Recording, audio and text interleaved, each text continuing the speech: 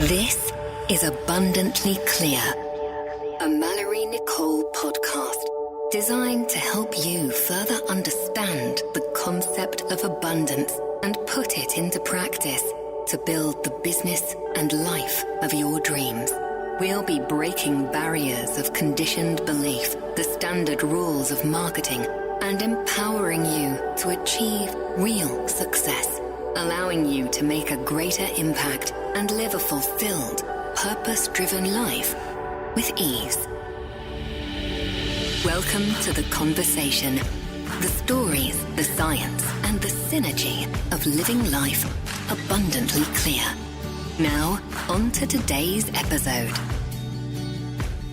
Welcome back to this week's episode of Abundantly Clear. Today we have guest interview Eric Nghiem, the cash flow doctor, with us. Super excited to talk to you, Eric. Welcome. Thank you for having me.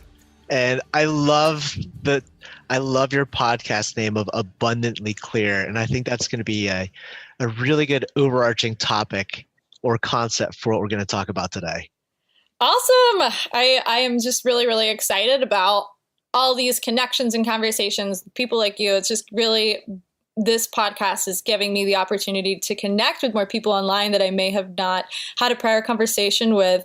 And, I've been hearing your name for months. My mentor has been, popping your name in and out, on and off, because he just really, really loves and values the work that you do. So I'm super excited to chat with you further on that. So for the audience and people that are listening, will you give us a little bit of an insight and frame of work before we dive into the good stuff? Okay. Into what do you do? That's a really good question. So what I really focus on is I help entrepreneurs and business owners scale their profits and create predictability with their income and their revenue. Really what I do is I come in as a financial consultant and clear all the cobwebs, all the financial inefficiencies in a company. And what's really interesting about it is there's a combination of both tactical but also mental stuff that needs to be done. There's usually a lot of mental limiting beliefs when it comes to money and finances. And I come across business owners that are running 7 to 8 figure businesses and they still don't really understand, or they still don't really look at their profit and loss statements and everything. It's usually because they have anxiety over it. So we break through that and help them get to their next barrier of increasing profitability and scaling their revenue where they really want to be at. So powerful. And it's so interesting, right? That just the work that you may be doing from a structural component, there's always deeper layers to it. Yes, 100%. And you've been doing this since you were 16, or you've been an entrepreneur since you were 16? I've been an entrepreneur since I was 16. I've had many hats. I've sold many different companies. I've been in the financial planning and the tax and accounting space for, I would say, the last 13 years, 5 years as a financial planner, and the last 8 as a tax ninja and business strategist for companies. You have all these awesome names. You're the tax ninja. You're the cash flow doctor. You must be a really likable guy to be getting all these really fantastic nicknames like this. I love it. That's awesome. Thank you. And how have you found that your business has kind of transcended into uncovering that a lot of these problems with the clients that you're working with, they were more, the mindset that was going into the action that they were taking? How did you start to realize that? It's interesting. As entrepreneurs, a lot of us, we create businesses because we're solving a problem. We're scratching an itch. And often the problem that we're solving is a problem that we all experience. So a number of years ago, I ran and I owned a number of tax practices back in the East Coast. I had 4 different offices. I had 40 employees, I had 2,500 clients, and I was running this large income tax preparation practice. And the challenge that I was having was, because of my own self-limiting beliefs at the time, I didn't really manage and maintain the profit margins I should have been maintaining or managing. I was just throwing money out here and there, advertising, marketing on stuff that really didn't have a really good ROI, and there's a lot of financial inefficiencies. And because of it, when I sold the companies, when I exited it, I didn't get anywhere near the amount that I wanted to get. And it messed me up for a while. And after a couple of months, I sat there and thought about it. I was like, shoot, if I had done this differently, if I had, instead of put my head in the sand and just deal with the day-to-day problems, if I looked at it from a forecasting, a larger perspective, where would have that company have gone to? How much more would I be able to exit and sell that company for? And so when I started focusing on financial consulting and tax work with high-level entrepreneurs, I basically was scratching my own itch. I had that problem that affected me deeply. And as I started talking to other entrepreneurs, I started realizing it wasn't just me. I wasn't the only one experiencing these core fundamental issues of understanding the numbers, of forecasting, of finding financial inefficiencies. It's very systematic, a lot of folks. And the more I started talking to entrepreneurs in all these different spaces, the more I realized that we all face these same fundamental issues. And quite often, many times, it's because of the mindset of where we're at. So I come in on a tactical standpoint because everybody loves tactics and strategy. But the reality is I go on the underlying level and figure out what those self-limiting beliefs are, those money beliefs are, and reframe that and change that around to allow the business owner to really reach their true income potential. So that is fascinating. Yeah, it's really fascinating. It's a lot of fun. I love it.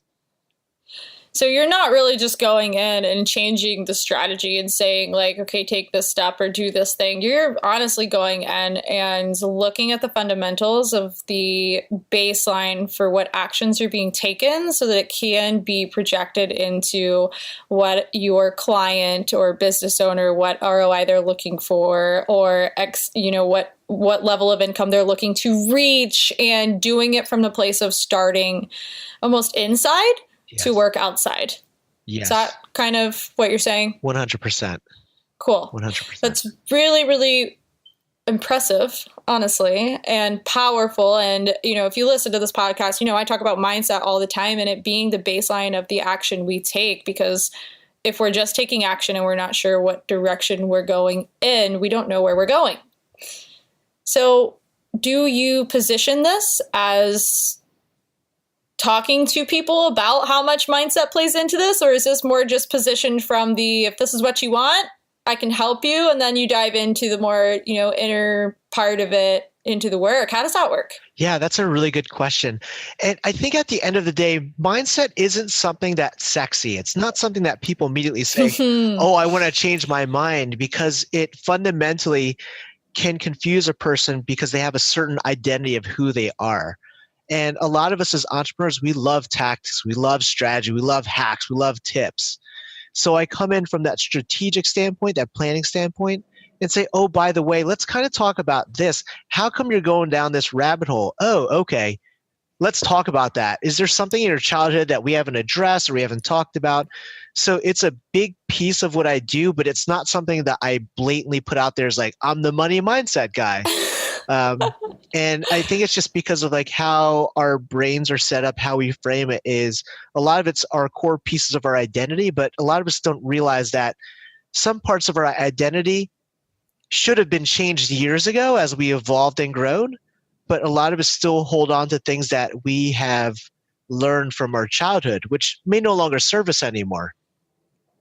Yeah, it's so funny because I had been seeing you online and, Jeff Moore had been saying your name, and the photos that I was seeing online, I was getting this like combination of your Facebook lives that were really speaking to me. And then you also like just had Halloween and you're dressed up as a woman in high heels, and you just have this like energy about you that's so, so compelling and lively.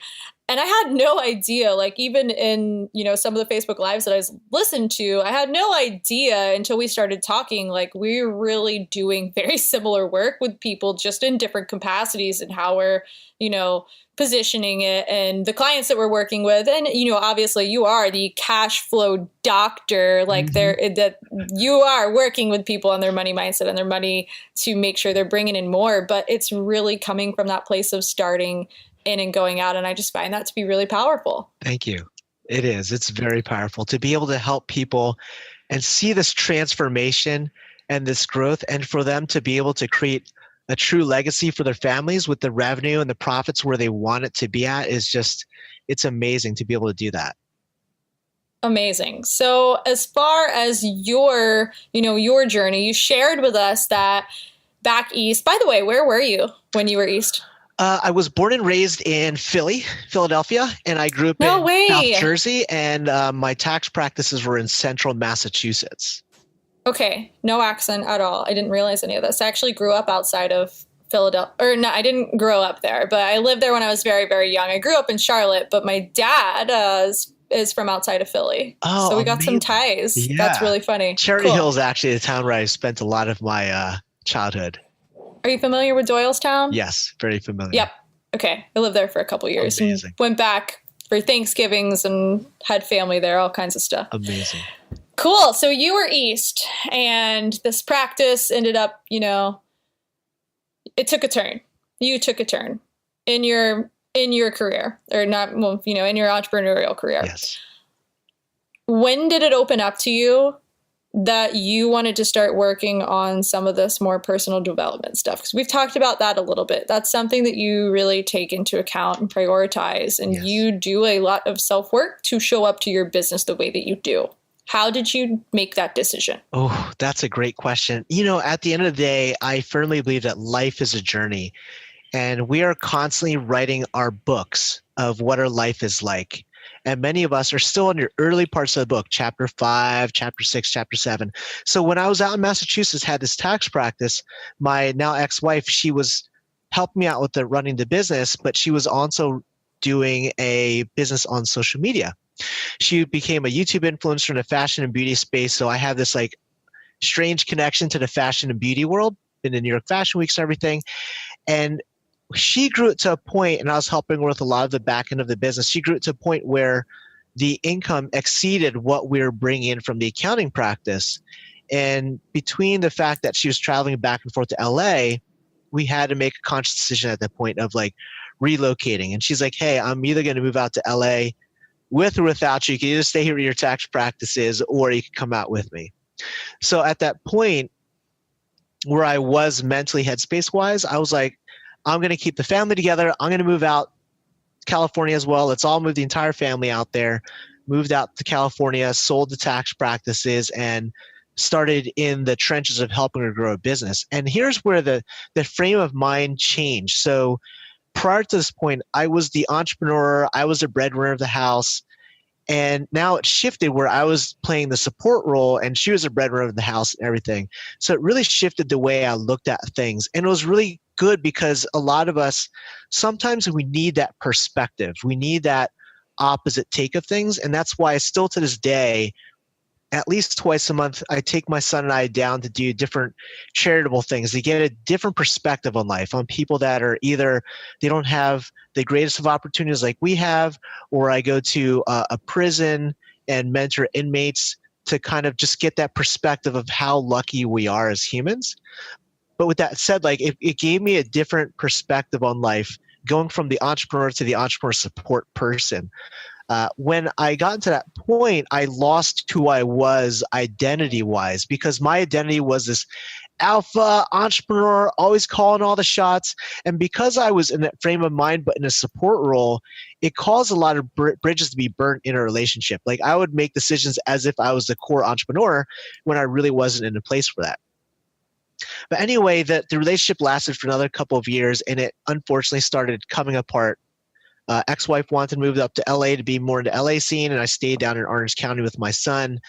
And when that had happened, I was at this like epiphany, this turning point in my life where I basically started from scratch again. Like I invested a lot of my capital into my ex-wife's business, helped it grow. I've spent down a lot of my savings to allow the family to get to where it was. So I basically started from scratch again. And when I got to that point, I had two decisions to make.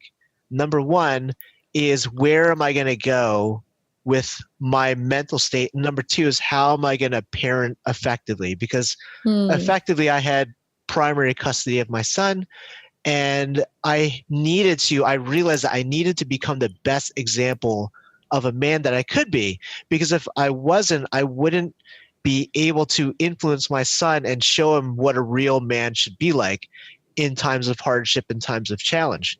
So I've talked to a lot of other friends who've been through divorce, through separation, and some of them 3 to 5 years later after separation or divorce, they're still in this like deep depressive like hole because they dwelled on the past, they looked at the past, and they just stuck in that moment, and they didn't start the conscious hard effort of growing and transforming and becoming the person that they needed to be. And the way that I looked at it was, in life, everyone says death and taxes are guaranteed. So my joke is, being a tax guy, I'm going to start opening up funeral homes, so I get you on both ends. But there's a third guarantee in life. The third guarantee is change. Change is always going to happen.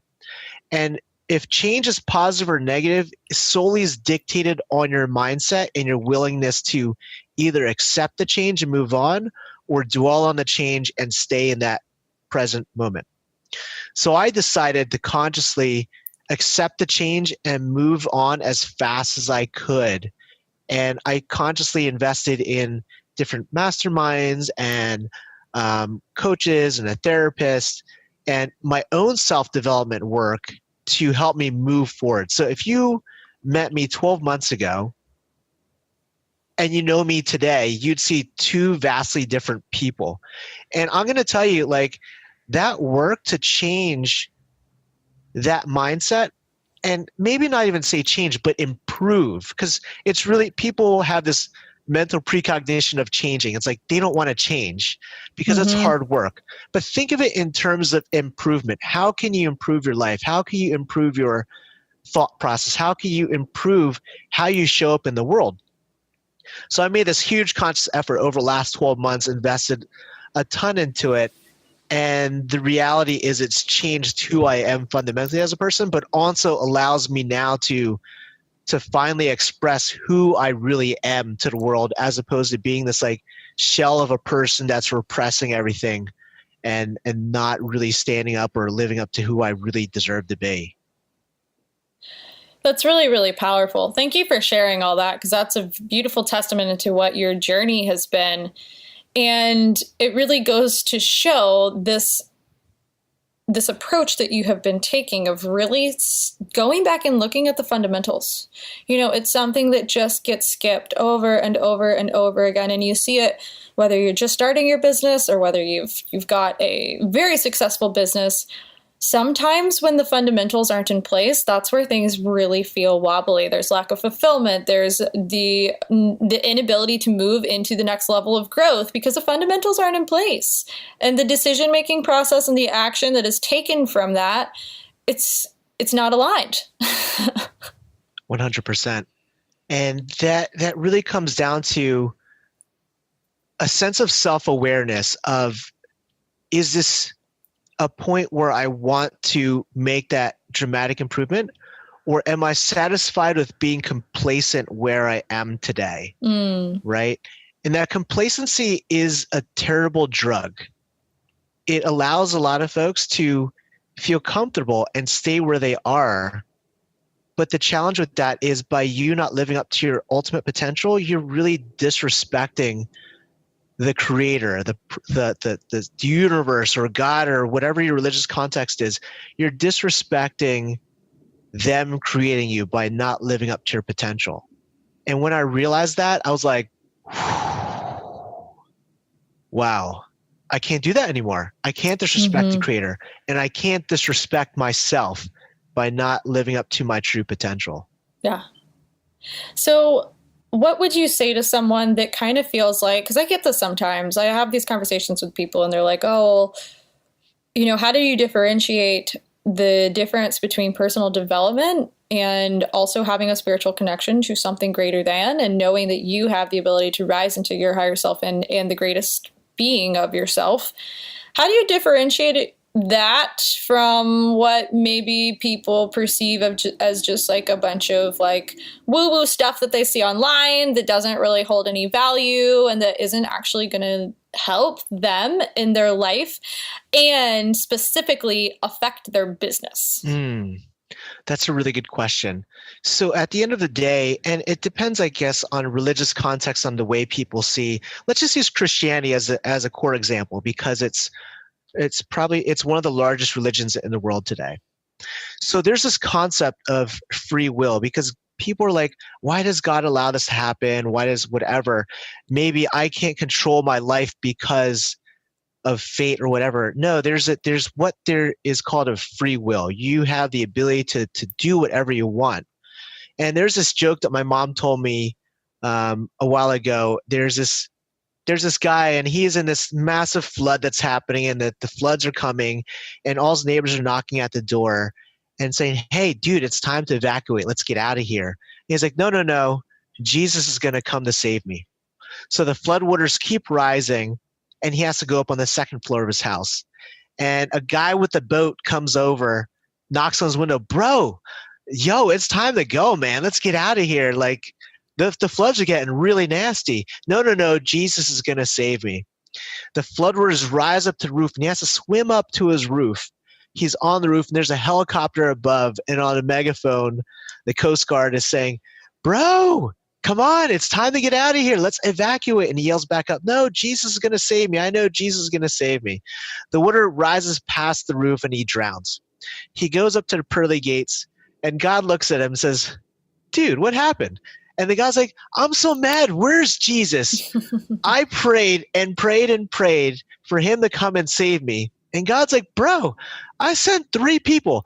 Your neighbor's knocking your door, the guy in the boat, and the Coast Guard in the helicopter, and all 3 times you declined our offer. Mm-hmm. So if you look at it on a larger context of things, is the fact that the universe or God or whatever your religious context is provides all this opportunity. The one thing that prevents us from reaching what our goals are is our own self, our own mindset. Once you start realizing the abundance of blessing, the abundance of opportunity, the abundance of resources out there, then you really realize what your true potential is. We live in a society today where everybody likes to perceive things as scarce. Oh, only the rich can do that. Oh, the only reason that they have this is because they have all these resources. It could never be me. I was born in a poor household. My parents are refugees. Like you create and manifest these stories of your life, and you allow those stories to dictate who you become and who you are.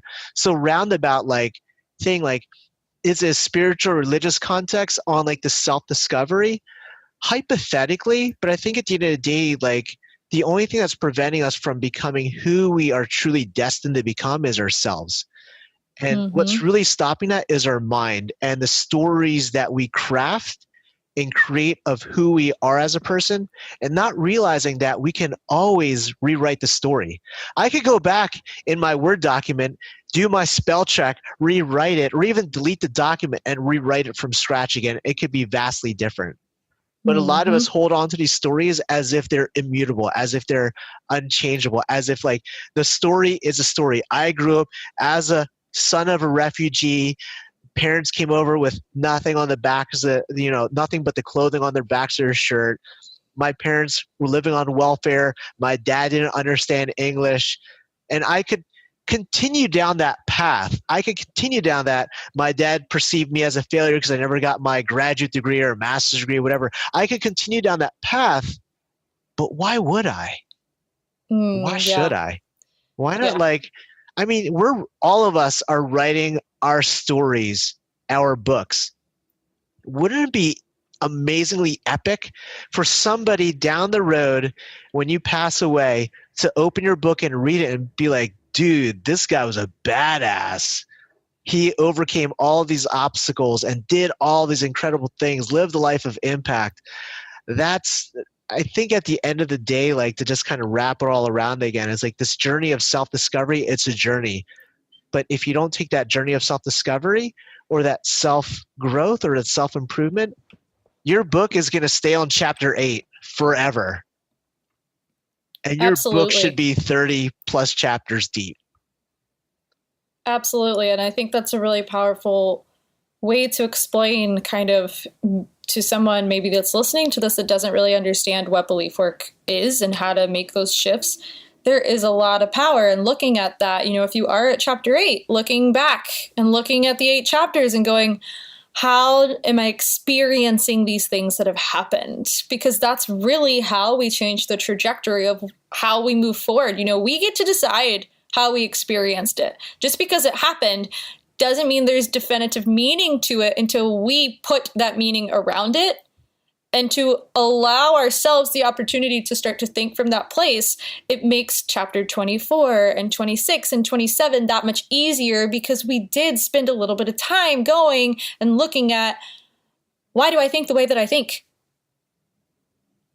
100%. I totally believe in that philosophy.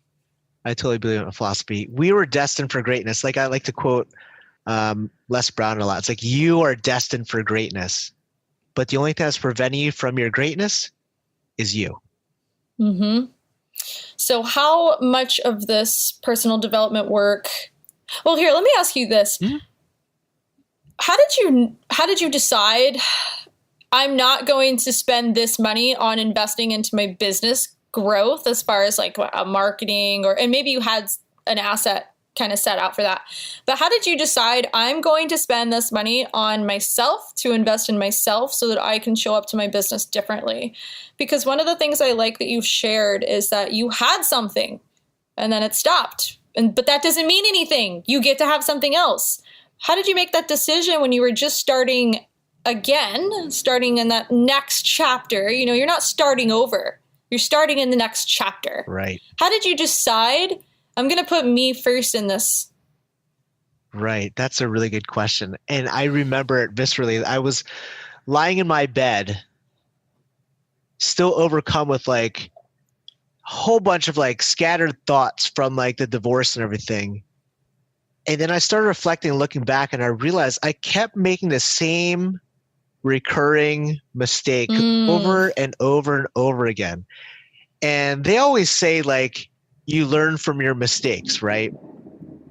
If you choose to. If you choose, yes, if you choose to. Or like, I love history. I love diving into history, learning about the Vietnam War, because that's part of my culture, learning about that. Because they would say, if you don't know your history, you're doomed to repeat it. But I was realizing I was repeating my history over and over and over again. And at that point, I realized if I didn't make a conscious effort to change that thought process, to change why I've been making those mistakes, I would get into other businesses or other relationships, continue those mistakes, go on this high, and then go on this like crashing low, and end up again starting another chapter of a book where like I'm back to scratch again, right? So it was that realization that I was doing the same recurring mistakes, things like overwhelming myself, not delegating, getting into toxic relationships, saying yes to things when I knew I should be saying no to things, focusing on myself, focusing on what my core focus of my business is, instead of being distracted by other air quotes opportunities out there. These things, like, it started coming up my head. I'm like, why am I doing these same things over and over again? Okay, here's my opportunity to take the conscious work to stop these habits, these old recurring mistakes, and make a conscious change and see what happens. Like, I took it from like a scientific perspective. Let's just do some experimentation. Let's see what happens. Let's figure it out. Let's figure out why I'm making these mistakes. And that's the moment when I realized I need to start investing in my own self-development. Beautiful. And in that, have you found, so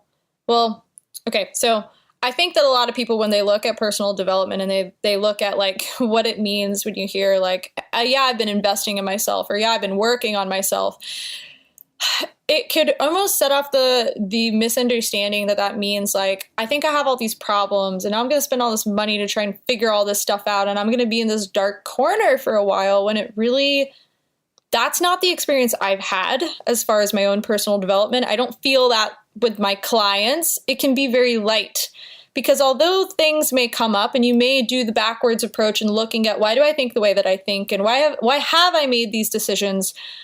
Have you found that it's been pretty freeing? Yeah, it's almost cathartic in a way, when every time you have a realization, you're like, that explains it. Okay, let's move on. And I mean, it all comes Yes. down to how you put your frame of mind in that position. If you tend to dwell on things, it could be a very challenging process of growth.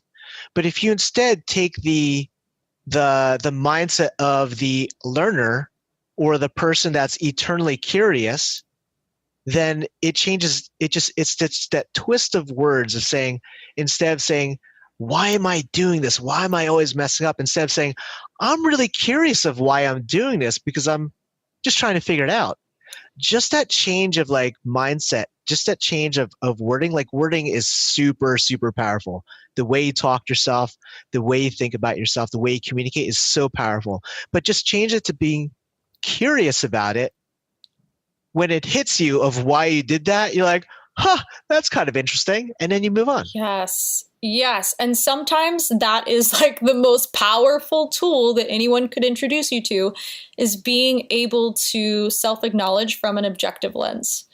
Yeah. You know, I experience emotion just as anybody else does, but I do think there's a testament to being able to self-reflect and detaching a little bit from the emotion that might come up, because we are just observers. That's all we're doing. Yes. We're just observing, and we're going from this lens of being curious about who we are and why we do things the way we do things. 100%.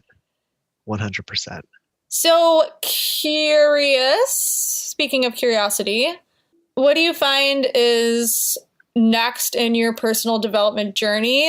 Are you kind of at, a point where you're exploring some other things, or do you feel like it's a done thing? You do it for a little while and then it's over? What does that kind of look like? That's a really good question. I've realized that I'm the kind of person, and everybody's different. Everybody's journeys are different. I'm the kind of person that always loves learning and experiencing. And like I told you before, like I'll try anything, almost anything at least once, to have that experience, to know what that feels like. And personal discovery, personal development, I think maybe just reframe it instead of personal development to personal discovery. Like if you frame it that way, it's personal discovery. Like I am constantly curious. This is going to be a lifelong journey for me. And what I really enjoy about what I'm doing now is I'm taking what I've learned and I'm teaching it to my clients for two reasons. Yes. Partially because I love making the impact on a client, but also partially selfishly because I know when I teach other people these concepts, it further reinforces it into my subconscious. Mm-hmm. Right? Mm-hmm. But I firmly believe, at least for me, and everybody has their own journey in life. Everybody has their own beliefs. So I don't want to project like my belief upon your listeners. But for me, I feel like this personal self-discovery is going to be a lifelong thing. I'm eternally curious. I watched the Quincy Jones documentary. Quincy Jones is a phenomenal music producer, and he is the pinnacle of success in the music industry. And he doesn't need to be out there learning about himself or self-developing. But I was talking to Jim Quick the other day, and Jim was like, yeah, Quincy Jones was at my event, and he came up, and we asked him a couple of questions. And I was like, Quincy Jones, this guy is like the epitome of success, of like going from nothing to massive, massive success and wealth. And if a man like Quincy Jones is constantly learning about his mind, about mindset, and about his own self-discovery, his own self-development, why shouldn't I also be on that same journey? Right? Mm-hmm. If a person is as successful as Quincy Jones is doing it, success always leaves clues, right? If you could see successful people doing certain characteristics, certain things, maybe there's a reason behind it. Maybe there's something that you could also imply and utilize in your own life as well. So I feel, for me at least, the journey of like self-discovery, self-development is going to be a lifelong hobby, passion. I don't know what you want to call it, but it's just something that I will always be interested in. Yeah, it's an integrative part of you and how you show up to the world, versus maybe just from, that more linear perspective of doing and experiencing. It's expanded. And I love the way that you just framed it just being a journey, because that's the way I feel about it too. I don't look at it as just, here, go do this so you can fix yourself, because we're not broken. We're not these beings that, can't function or can't figure it out or whatever. Just because there's something that we get to shift and change for the better doesn't mean there's anything wrong with like how we are. It's just the evolution of change for continuing to hold that space of opportunity and expansion in a lens that keeps growing versus just, I want to get here. Yes. Because we always have the ability to tune into that expansion and tune into that opportunity that we're looking at and let it grow over and over and over again and grow taller and wider and step into things that we never would have dreamed up would be happening in our lives. Yes. 100% agree with you. 100%. Do you feel like this second go round, because I think it's really interesting. I didn't actually know this about you. Do you feel this second go round into the second phase of what your business is doing and has done and where you are today? Has it been easier than the first? That's hard to say. I think because I've done multiple businesses, and what's interesting is every business teaches you something that you take and carry on to your next business. So to say objectively easier, I don't know if that's really fair to say because it has a different set of challenges. But with that said, I know things that I didn't know in the past, which makes it more easy to systemize those things. But now I'm working with a larger scale of client that is in a more complex type of structure than the clients I worked with before. So it's just a different set of challenges. But the process, and I think that's the thing too, is a lot of us, we get so fixated on the overall outcome that we don't enjoy the actual process, the actual journey to get to that outcome. So for me, what I've realized is, I don't know if easy is the right way of wording, but I've thoroughly enjoyed the process much more than previous businesses because of what I've known and what I've been able to share with my clients. And the challenges that I face aren't like stressful anxiety challenges, but almost like it's like a puzzle. And I think Quincy Jones said this too. It's life never gives me challenges. Life just gives me puzzles that I have not solved yet. Right? So that's kind of where I'm at right now. It's like, I can't really necessarily say it's easier or harder. It just has different puzzles that I've never solved before.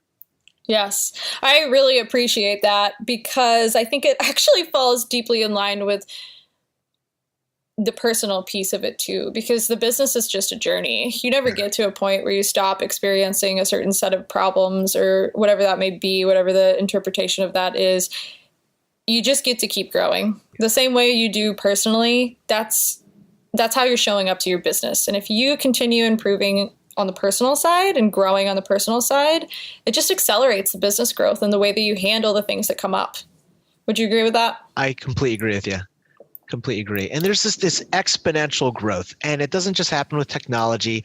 Like 5 years ago, like we wouldn't even think of like going on a dating app and swiping right or left to find a person. We would think we would go to a bar or a nightclub.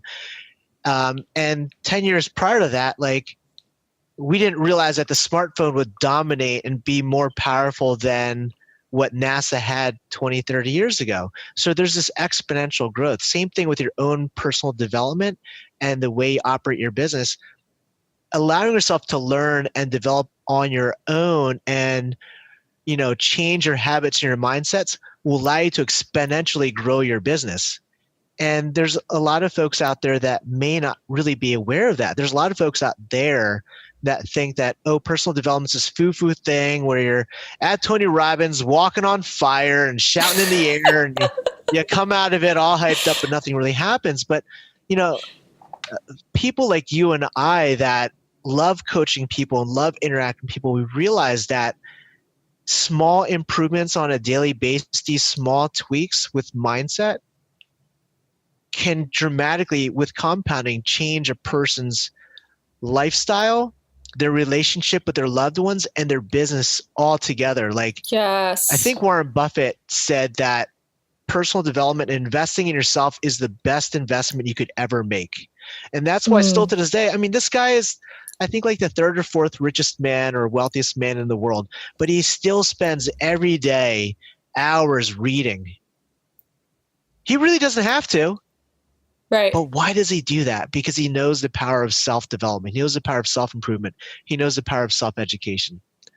if a billionaire, one of the wealthiest men in the world, do that on a daily basis, can we extrapolate that and take a small piece of that and implement our own lives?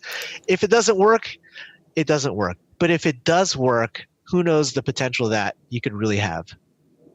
That's awesome. I love the way that you just shared that. And I think it's just couldn't be more true, honestly, because sometimes that is what it takes. I don't know if you see this with your clients. I'm sure that you do, because I really think that we probably do a lot of similar stuff in the conversations that we have. Sometimes you can be working with someone that's got, let's say a boundary issue, for example. They don't know how to say no to things. And because of that, their business really suffers from it, because they end up saying yes to, clients that they don't actually want to be working with, or they say yes to offers that they don't actually want to say yes to, as far as like marketing or investing or just different facets in their own business growth.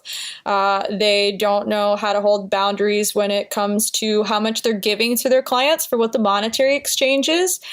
And really having those conversations and helping them see why they've experienced things the way they've experienced things, and what's created this lens from not being able to say no, because maybe saying no in their mind might mean that they're an awful bad person if they say no, and just going back to the root of how they show up, really changing everything.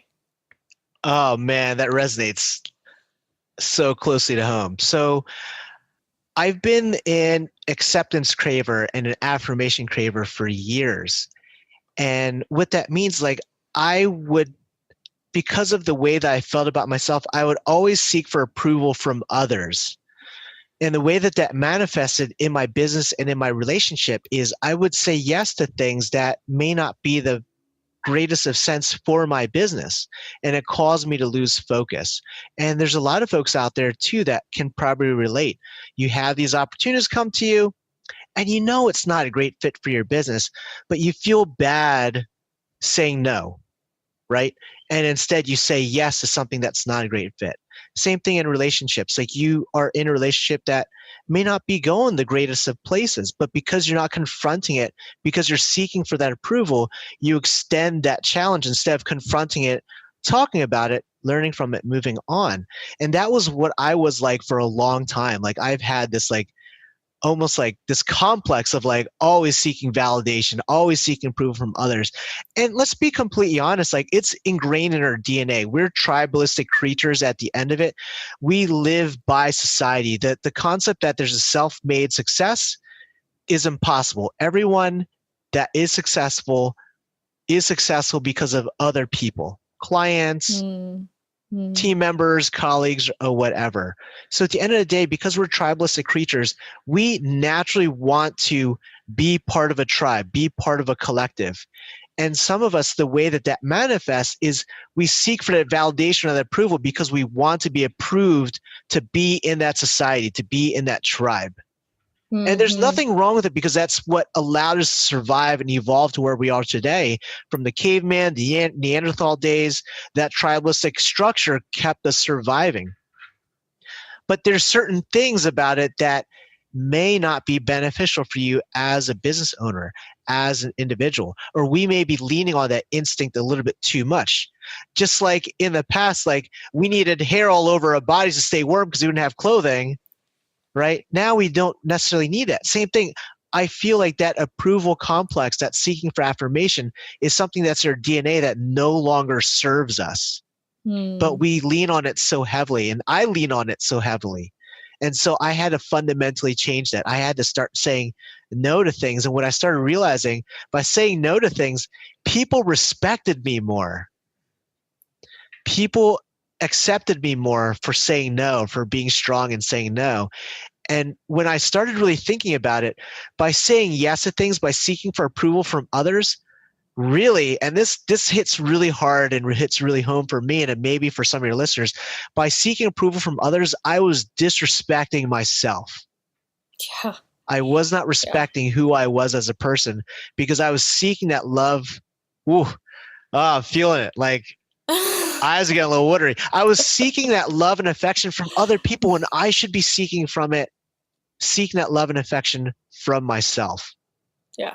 right? So if you're out there constantly saying yes, constantly seeking for that approval, and you may not see it manifesting in that way, but if you're constantly doing things for other people without caring for yourself, that is approval seeking.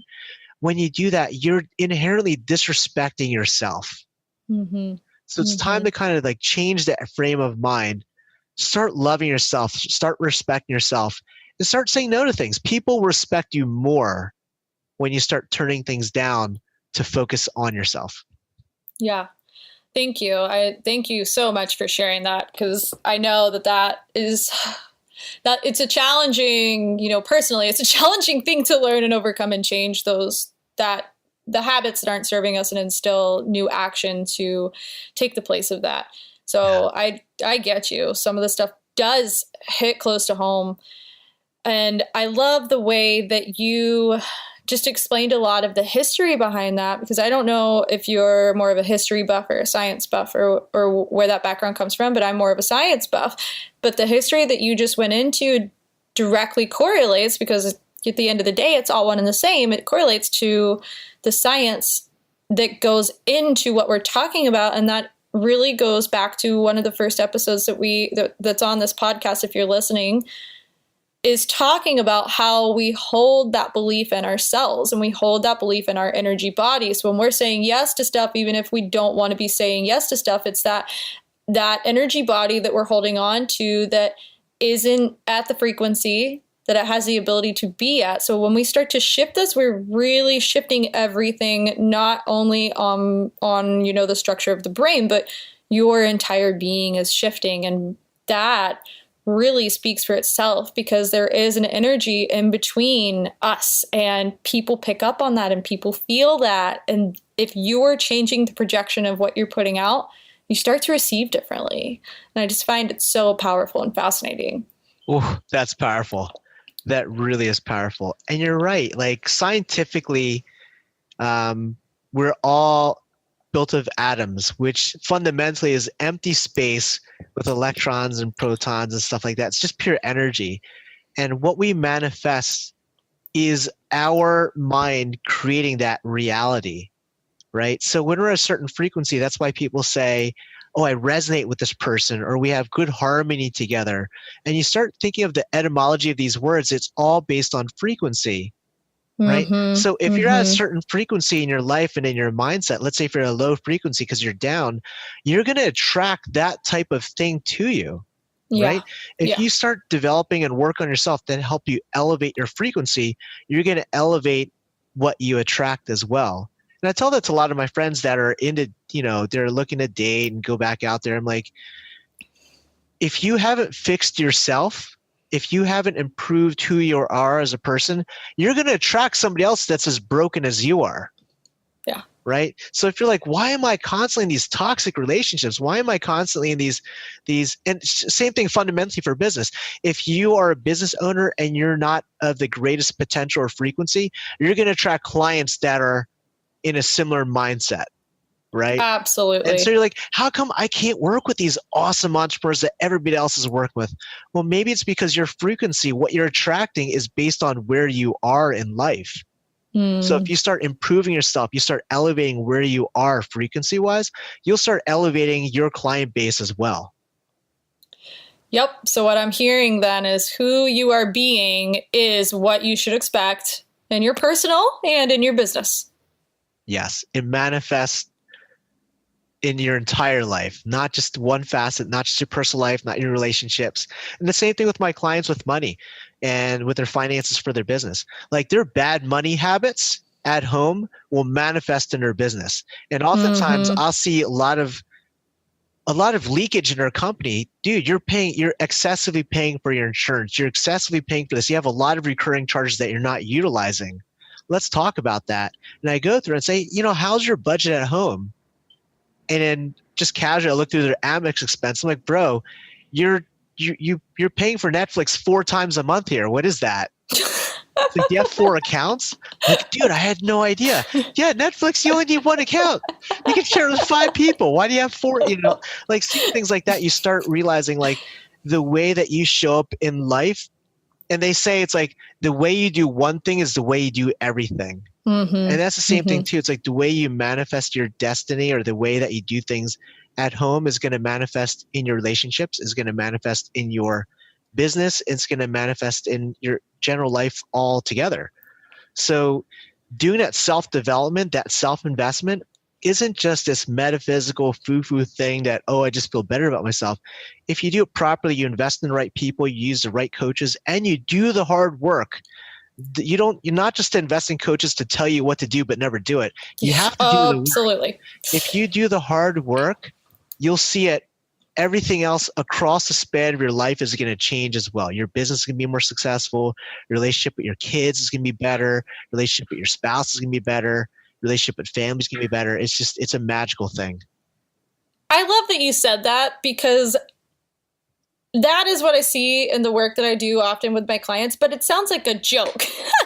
Do some belief work, do some personal growth work, and your whole life will change. You know, sometimes it could just be like, that sounds too good to be true, Mallory. There's no way. But that is how it works, because what you're projecting is what you're bringing in, and how you're doing one thing is how you're doing the next thing. And if you change that baseline up, it's not just your business that's affected. It's your love relationships, and it's your family, and it's the way that you're able to enjoy your free time. You know, how many entrepreneurs do you know that just, they can't enjoy free time because they're still so deeply connected into the stress of their business, they can't differentiate one from the other. Yes. It's just, it impacts everything. Yes. And again, like the reason I do what I do is because these are all the challenges I've had in the past. I'm scratching my itch. And that's the same thing. Like, I was a workaholic for years because my father, coming over as a refugee, becoming a successful engineer, working 60 to 80 hours a week, only seeing him at night. And then at one point he worked in a different part of the state, so we only saw him on the weekends. I modeled that as my model for success, that workaholic model. And so when I was running my businesses, I would run my businesses from 8 a.m. to 11 p.m. And I would integrate my family, make a little bit of time for my family, but really not make a lot of time for my family, because like my focus is this workaholic like idea of success. And it wasn't until I realized that I was killing the relationships with the people I cared about the most that I was like, shoot, I need to start taking more time for my family and for myself, and create these boundaries of when I work and when I don't work. And a lot of us entrepreneurs, we get caught in this like sense of busyness to cope with blinding ourselves or deafening ourselves from the true problems that really impact us the most. And we never realize it till it's too late. We're like, why did my relationship end in a divorce? Why do I have a bad, a terrible relationship with my kids? How come I can't communicate with them?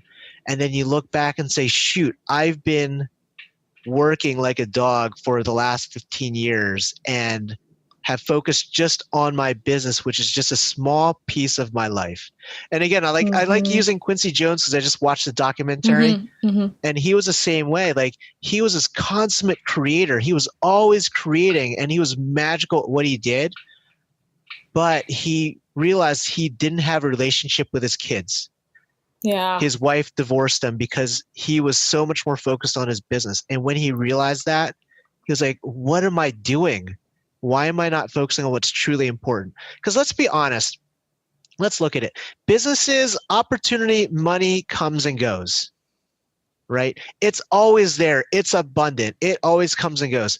But relationships, especially for me, and maybe some of your listeners can relate, relationships are the one valuable resource that will stick with you forever. The challenge, though, is the moment you burn that bridge, you've lost that relationship. And it's very, very hard to rebuild it. So when you think of it, the ease of growing and building a business and financial gain and financial wealth, when you think of the ease of getting that compared to building a true, deep relationship, you start understanding what's truly valuable in life. You start reframing that, and you realize, shoot, like this business, my coping mechanism is not serving me in where I really need to be focused on. Yeah, listeners, pay attention to that one, because busyness is just, it's a comfort coping mechanism. It's not actually a real thing. And I don't know about you, but I've encountered this a lot. A lot of business owners think, and I experienced this too. I actually came from an engineering background, and I worked too many hours when I worked there and didn't really have a concept of what I should and shouldn't be doing. But there is a projected belief that if you do start to put yourself first, and if you do start to slow your hours down, then you're not going to make as much money. But what I find is that it oftentimes happens opposite, because when we start to slow down a little bit, we start to shift our energy, our frequency changes, then we have better clients that are coming to our door. It's less work, it's less pressure, it's less stress, and everything just seems to balance itself out. What's your experience with that? I completely agree with you. Completely agree with you. And it's hard to really kind of like really put it into words, but the moment you start loving yourself, the moment you start enjoying life more, the moment you start realizing how abundant opportunities are, and you start being able to identify patterns, you start being able to identify what can be successful and not. Because when you're in the weeds, constantly working, you don't give yourself the opportunity to step back and have a different perspective to identify these patterns. Because business success comes in cycles, right? Once you start identifying what patterns are there, like what is successful, what works and what doesn't work, until you have the opportunity to take the time off to take that perspective, you just are in the weeds and you're just attracting the clients that are just there. But the moment you have that perspective, the moment you start improving yourself, the moment you start building your networks the way you really want to build it, like the opportunity that opens up is just magical. I totally agree. So, man, Eric, I could talk to you all day about this. We are clearly resonating with each other's messages. For those that are listening, just last question I have for you, and then I want to let our listeners know how to reach out to you if they're listening to this and this is speaking to them. Do you feel like you live an abundantly clear life? Not yet. Okay. I am on that journey. That's a fair answer. I am on that journey. I think you're further along than you're giving yourself credit in this moment. Life is a journey, and I'm loving every facet of it. So maybe a better question. Are you fully committed to being a student of learning how to live an abundantly clear life? Absolutely, 100%. There we go. Okay. That's a much clearer answer. I can easily answer that one. The previous one, I still think I'm on that journey. I love it. So if those that are listening would like to find you, Eric, and reach out to you, how do you suggest they do that? There's probably the two easiest ways to get in touch with me. The first one is Instagram, and you can get me at the Instagram handle of The Cashflow Doctor, or you can just hit me up on my website at thecashflowdoctor.com. I interact a lot with folks that have questions with me on Instagram. So that's probably like, cool. I'm a very visual person, very hands-on kind of person. So I love using Instagram. Cool. Perfect. Awesome. Okay. Well, thank you so much for being with us today and just sharing your story and having this conversation. Is very, very insightful and powerful. And I really appreciate your time. And I know the listeners that have still tuned in also can agree with me on this. So I really, really appreciate you showing up today. No, thank you so much. I'm grateful for the opportunity to just share this message. Thank you. All right. Thank you guys for tuning in this week, and we will see you next time on the Abundantly Clear podcast. Thanks for listening. As you put these concepts and practices into action, you'll begin to see the benefits of living an abundantly clear life. To connect with Mallory and other high performers, join the Abundantly Clear Entrepreneurs community on Facebook or visit mallory-nicole.com.